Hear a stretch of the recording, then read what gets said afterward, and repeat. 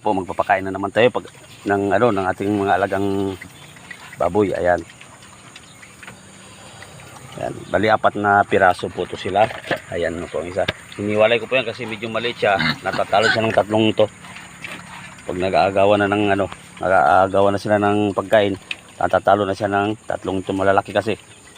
Ayan. Nasa mag 3 months na sila sa 5. Ayan. Pagkatapos po nating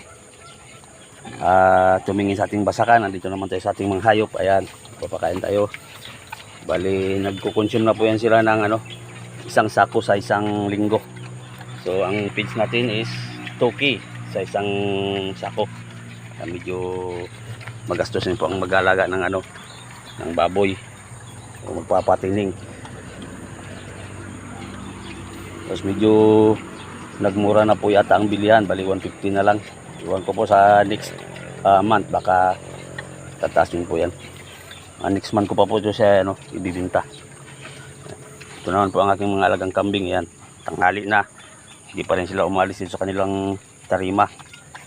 Nilalamig pa yata ang isang kambing ko, andoon ang inahin, may anak na 2. Ayan guys, kailangan pag nagpa-farm o nag-aalaga ng hayop, maaga pa ang gising. Diyan sa likod ko ang basakan na inaano natin, pinupuntahan natin kanina. Ayan.